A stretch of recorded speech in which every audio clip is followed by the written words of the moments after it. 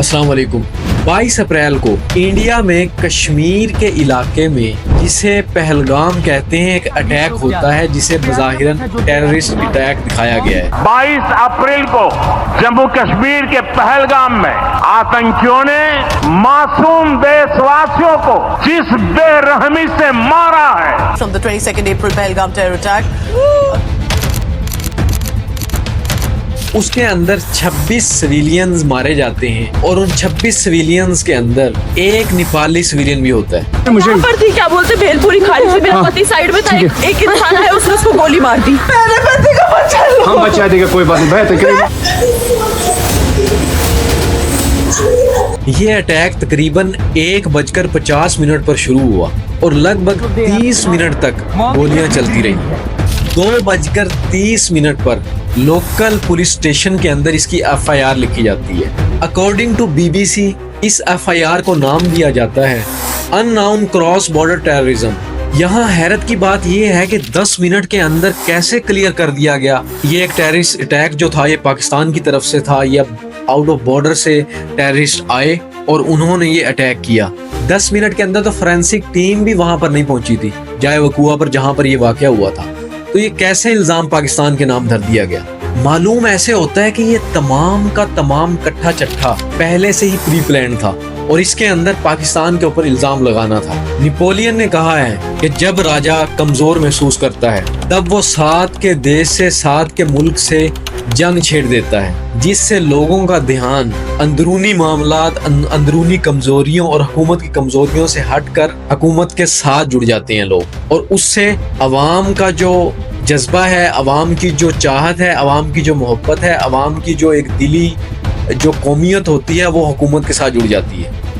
और नेपोलियन का यहाँ पे कौल सच होता हुआ नजर आ रहा है। और बिल्कुल इसी तरह इंडियन PM नरेंद्र मोदी बिना सोचे समझे पाकिस्तान के ऊपर इल्ज़ाम लगा देते हैं कि ये टेररिस्ट अटैक जो है ये पाकिस्तानी बॉर्डर की तरफ से टेररिस्ट आए हैं और इन्होंने ये अटैक किया है और इसमें पाकिस्तान का हाथ है और हम अब पाकिस्तान के साथ जंग करेंगे, अब हम पाकिस्तान का पानी बंद करेंगे।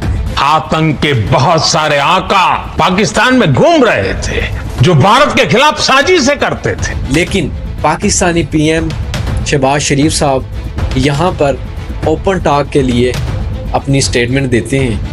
वो कहते हैं कि Pakistan is open to neutral and transparent investigation into Pahalgam attack in India. Pakistan is open to participate in any neutral, transparent and credible investigation. The recent tragedy in Pahalgam. मतलब पाकिस्तान चाहता है कि थर्ड पार्टी कंट्री को involve किया जाए, वो इस सारे मामले की इन्वेस्टिगेशन करे और पाकिस्तान इसको सपोर्ट करता है। लेकिन उन्होंने सब कुछ सेट किया हुआ था कि वो इस अटैक की वजह से इस अटैक को निशाना बनाएंगे, इस अटैक को बहाना बनाएंगे और पाकिस्तान पर अटैक करेंगे। अल जजीरा ने अपने आर्टिकल में पब्लिश किया है कि पहलगाम अटैक एक सेल्फ प्लान अटैक हो सकता है क्योंकि इस प्रोपोगेंडा अटैक पर सवाल बहुत थे लेकिन इंडिया के पास जवाब नहीं थे और अगर कोई जवाब था तो सिर्फ एक ही रट कि पाकिस्तान पाकिस्तान पाकिस्तान। और मोदी इसी नैरेटिव को स्ट्रॉन्ग करता है अपने मुल्क के अंदर कि ये पाकिस्तान ने करवाया है और अपनी आर्मी को तैयार करता है कि वो पाकिस्तान पर अटैक करे। और 7 मई को रात के टाइम, जैसे कि बुज़दिलाना हरकत है इंडिया की, हमेशा से करता आया है रात के टाइम हमला, पाकिस्तान के ऊपर 5 सिटीज में मिसाइल दाग देता है जिनमें बहावलपुर और मुजफ्फराबाद भी शामिल है। और इसके अंदर 8 सिविलियंस पाकिस्तान के मारे जाते हैं, शहीद हो जाते हैं और उनमें एक 8 साल का बच्चा भी शामिल होता है। इंडियन मीडिया और आई शुड से गोदी मीडिया, जैसे ध्रुव राठी कहता है गोदी मीडिया, इन्होंने अपने मुल्क के अंदर ये बात फैलाई कि इंडिया ने टेररिस्ट कैंप पर मिसाइल दागे और उसके अंदर 20+ टेररिस्ट मारे गए जिसकी कोई सबूत, कोई शवाहिद, कोई हकीकत नहीं है। लेकिन वहीं इंडियन मीडिया का जो जवाब होता है वो आप लोगों को पता ही है कि हाइपर होना, बिना शवाहिद के अपनी तरफ से मन घड़त कहानियां, मन घड़त दास्तानें, मन घड़त बातें। लेकिन यहीं पर पाकिस्तान ने इंटरनेशनल कम्युनिटी से दरख्वास्त की कि इंडिया को कंट्रोल किया जाए ये दो न्यूक्लियर कंट्रीज के दरमियान अगर वार शुरू होती है तो इसके नुकसानात दूर तक जाएंगे, पूरी दुनिया में फैलने की संभावना है या पूरी दुनिया में फैलने के चांसेस हैं।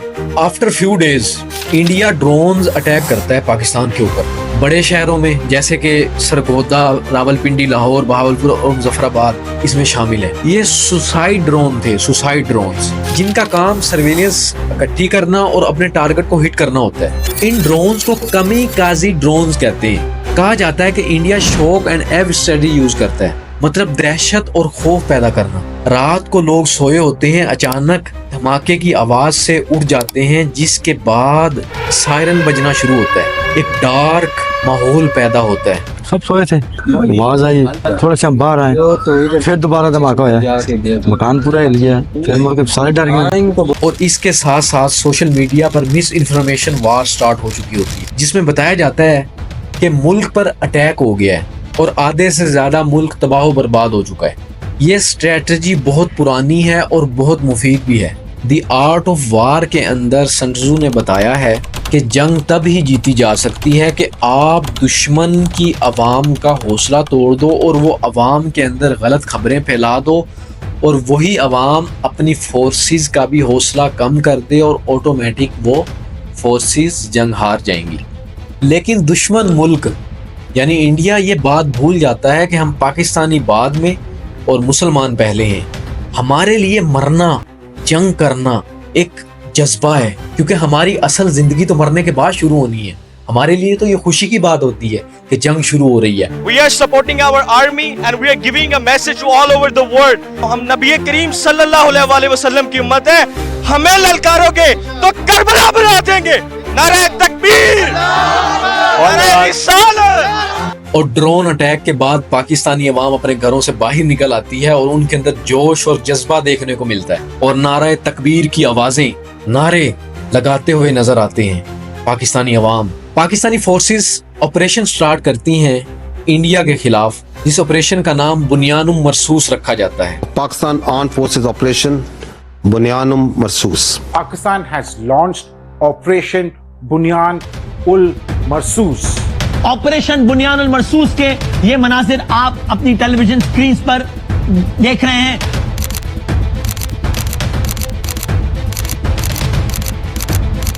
बुनियानुम मरसूस का मतलब है सीसा पिलाई हुई दीवार, यानी पिघलाई हुई दीवार। ये बताता है कि ये मोमिन होते हैं जो अल्लाह की राह में लड़ने वाले होते हैं, वो सीसा पिलाई हुई दीवार की तरह होते हैं। पाकिस्तान एक कंबाइन अटैक करता है जिसके अंदर air force, cyber attack, artillery attack भी शामिल होता है। पाकिस्तान फतेह मजाइल, फतेह 1 मजाइल इस्तेमाल करता है और इंडिया के 27 शहरों में मिसाइल दाग देता है, लेकिन पाक फौज सिर्फ मिलिट्री बेसिस को निशाना बनाता है और इसके बरक्स इंडिया ने सिविलियंस को निशाना बनाया। ये बात भी याद रखनी है। इंडिया के पास राफेल तैयारे हैं जो 4.5 जनरेशन फाइटर जेट हैं और पाकिस्तान के पास JF-17 है जो 4 जनरेशन जेट है। मतलब हमारे पास जो तैयारे हैं वो इंडियन तैयारों के मुकाबले में कमतर हैं। इंडिया ने ये तैयारे फ्रांस से लिए थे जिसकी कीमत 260 से 280 मिलियन डॉलर बताई जाती है सिर्फ एक तैयारे की।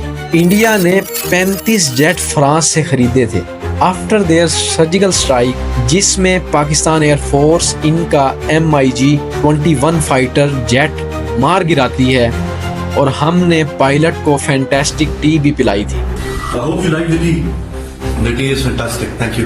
उसके बाद इंडिया ने अपने सिस्टम को बेहतर करने के लिए बेहतर जंगी जहाज खरीदे। ये जो डिफेंस सिस्टम है S-400, ये इंडिया ने रशिया से खरीदा था और ये दुनिया के अंदर एक स्ट्रॉन्ग डिफेंस सिस्टम माना जाता है। और पाकिस्तान एक फुल फ्लैग अटैक करता है ऑपरेशन बुनियानुम मरसूस में। ये अटैक इतना शानदार था कि ना सिर्फ इंडिया बल्कि पूरी दुनिया को एक शौक लगता है कि पाकिस्तान का रिस्पॉन्स इतना ज़्यादा सख्त आएगा, और क्यों ना आता।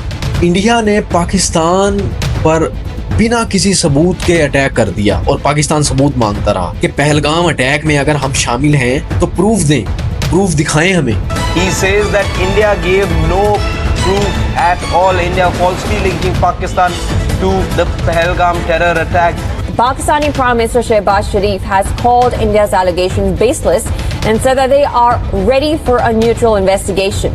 लेकिन मोदी तो सिर्फ अपनी सियासत को बचाना चाहता था, अपनी इलेक्शंस को बचाना चाहता था। मोदी हर दफा यही करता है, पाकिस्तान के खिलाफ करता है अपनी अवाम को, और इंडिया की जो अवाम है वो इंडियन मीडिया वो उनको अपनी उंगलियों पे लगाता है और वो उसके साथ जुड़ते हैं और वो फिर से वो मोदी को सिलेक्ट करते हैं और फिर से वही मामलात और वही सारी चीजें।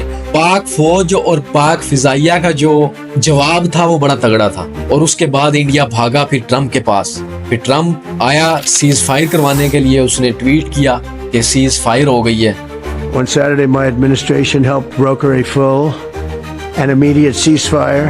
India and Pakistan agreed to a ceasefire today. White House announcing today it successfully mediated a ceasefire between India and Pakistan. लेकिन उसके बाद भी इंडिया बाज नहीं आया, रात गए फिर इसने मिसाइल दागे जफराबाद में, आज़ाद कश्मीर में। CNN और अमेरिकन न्यूज़ एजेंसीज ने ये बात क्लियर की कि इंडिया के कहने पर ट्रम्प इस मामलात के अंदर, इस जंग के अंदर इन्वॉल्व हुआ ताकि इस जंग को रुकवाया जा सके। ये बात उन्होंने कन्फर्म की कि पाकिस्तान को रोका जाए वरना इंडिया के हालात टाइट हो जाएंगे और सीज फायर के लिए मनाया जाए। Between India and Pakistan, ending a dangerous conflict of two nations with lots of nuclear weapons. 10 मई 4:30 पर दोनों मुल्कों के दरमियान सीज फायर का ऐलान कर दिया जाता है और दोनों ममालिक के दरमियान 12 मई को टेबल टॉक के लिए हामी भरती जाती है। इंडिया ने पहलगाम अटैक के बाद इंडस वाटर टेरिटरी को तोड़ दिया था और पाकिस्तान के लिए जो पानी कश्मीर से पाकिस्तानी दरियाओं में आता है उसे रोक दिया था, जो इंडिया हरगिज नहीं करता। इंडस वाटर टेरिटरी में लिखा गया है चाहे जो मर्जी हालात क्यों ना हो, इंडिया कभी पाकिस्तान का पानी नहीं रोक सकता। सीज फायर के बाद पूरी दुनिया में पाकिस्तान की जीत का जश्न मनाया जाता है। इंटरनेशनल पावर्स पाकिस्तान को सपोर्ट करती हुई नजर आई, जिसमें सबसे ऊपर चाइना, तुर्की, अजरबैजान है। इसके साथ साथ US, ब्रिटेन ने भी पाकिस्तान के हक में हमायत की और इंडिया के इन लॉलेस एंड इनह्यूमन ऑपरेशन सिंदूर की इंटरनेशनल पावर्स ने क्यों सपोर्ट नहीं की। अब देखना यह है कि पाकिस्तान ऑलरेडी ऑन ग्राउंड तो जीत गया है, तो क्या अब हम टेबल टॉक वार भी जीत जाएंगे? इंडिया वाटर टेरिटरी का क्या होगा?